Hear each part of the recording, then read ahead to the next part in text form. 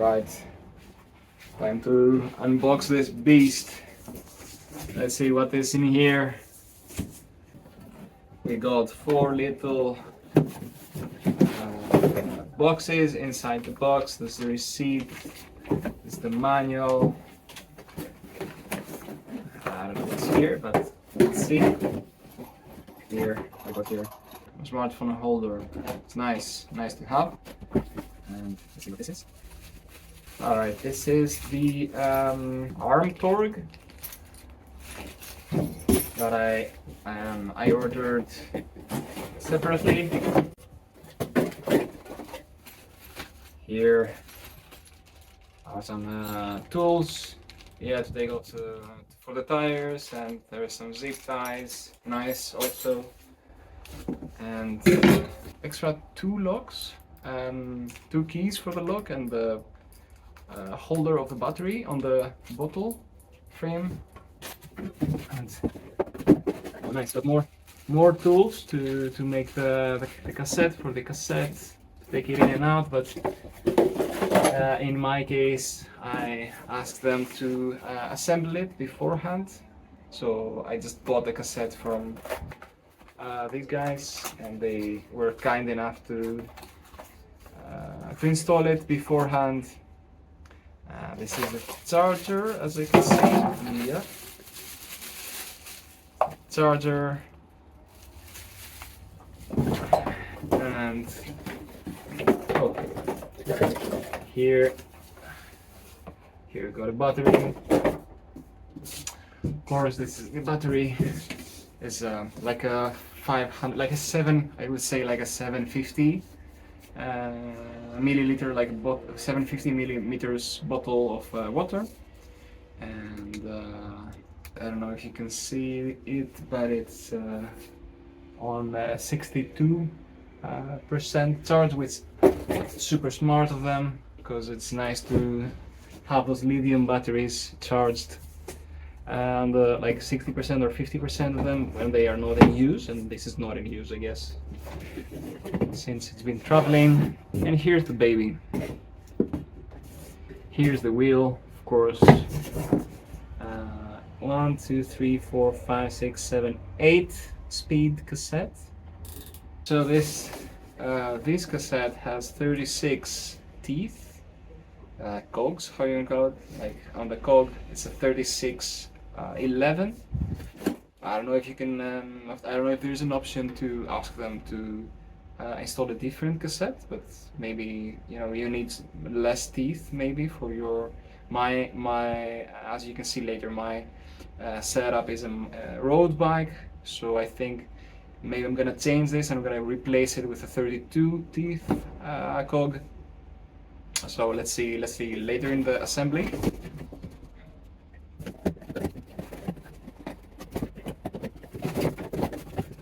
And basically that would be all. To recap, it's a smartphone holder, the battery charges at 60%, the manual, arm torque, which I ordered separately. The smartphone holder was included. I didn't purchase it separately, and then got some nice tools and zip ties. This is to take your cassette out.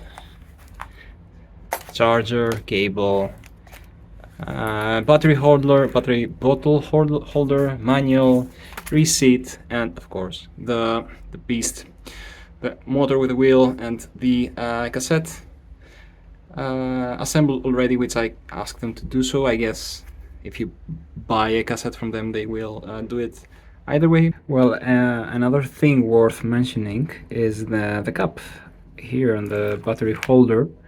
There's a small cap for the rainwater. See? Super smart.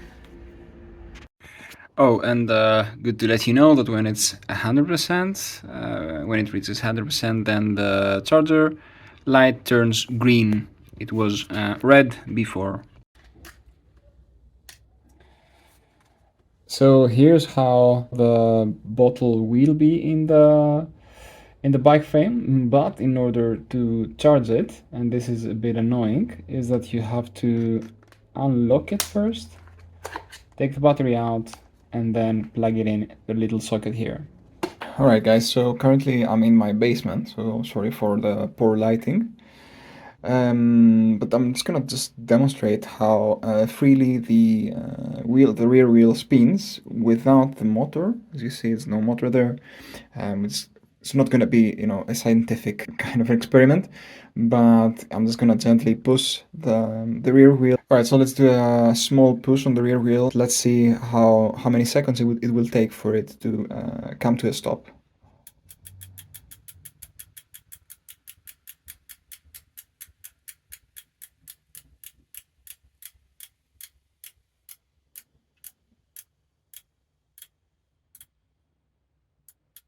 So here's a demonstration about the drag of the resistance of the rear motor, and as you see, it's turned on. So let's see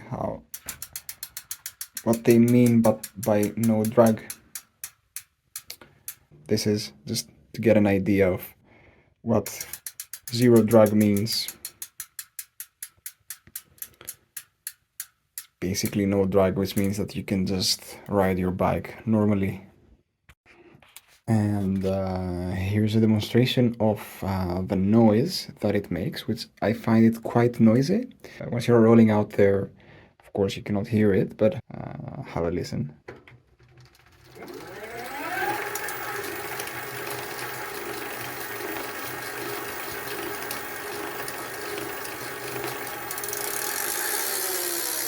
And maybe you can also get an idea of how responsive the motor is when you stop pedaling. So here it's turned on. It's supposed to be full on, and then it just stops. Turn on, turn off, stops. So it's super responsive. Alright guys, so the build is finished. So that's the e-bike in the final version. Tell me if you think this is like, if it looks like an e-bike. It's 1 week later. To everybody that I've shown this bike and I tell them that it's an e-bike, it can go up to 30 kilometers an hour if tweaked, and they say, wait, it looks like a normal bike, how can this be an e-bike? Well, it has, you know, it doesn't have a front hub, which is mostly the case with van moves or other bikes, and here's actually the hub, and this looks like a bottle. This is how it looks on the other side, so maybe from the other side you could maybe tell that this is an e-bike, but again the bottle solution is super stealth. I really like it. And yeah, I don't have disc brakes, so I mean, if you had disc brakes here, the disc brakes would cover your rear hub. But that's all. And if you're curious about my cable management, so this is how I deliberately created this little hoop here, just for the rainwater to just drop and not go in the motor. Not that it's super rare for it to happen. That's where it connects. That's just one cable, and they did a little hook here, and it just connects to the bottle, and basically that's it. So it's marvelous. So how the sensor gets that you are how the sensor stops, how it stops pushing, it's by a little sensor that is on the, I don't know if you can see it here, but it's like this sensor that is on the outside on the last, it basically keeps the cogs together, and there's a little sensor here, so when it's moving, it senses that it's actually it needs to push or not, and then when it stops, of course, it stops as well. Another thing worth mentioning, but like a lot of you might be wondering, is how much weight will be added in my normal bike to make it an e-bike. And this is actually the most impressive part, because it's a rear hub and it's a bit bigger because it has some complexity into it than a front hub. It added 4 kilos, just 4 kilos in my whole bike. Before it was 11.5, now it's 15.5. like the other day from my house, because I live quite outside the city center, I just did 30 kilometers in a day, and it still had 40% battery left. Yeah, so it depends. So these e-bike kits, it really depends on what bike you install them onto. So this is a super, yeah, it's a very good bike to install it onto. If you have these Dutch bikes, or a super heavy bike, and then this thing weighs, I don't know, like 25 kilos maybe in total, if you have a very, very heavily featured bike, then of course the range is going to fall. But because it's not like it doesn't have a throttle, or because you just pedal with it, I'm pretty sure it could do many more kilometers. I think the range would be at least 40 kilometers on this one, or if not 50, depending on what the top speed is, of course, because, well, I'm not gonna lie about it. I had it on the 30-kilometer top speed, just to check the range of it. And of course the range just drops because you're pushing it to its limits, right? It's like a 250 watt motor, and it basically just constantly, it doesn't have a higher limit, and basically it just constantly pushes and pushes the battery to its max capacity. So I'm pretty impressed that it did 30 kilometers and then it has some more juice to it. So a little bit about the price, as I mentioned earlier. So the 250 watt hour cost 600. It was shipped in 30 calendar days in Amsterdam. That's where I live, in Europe.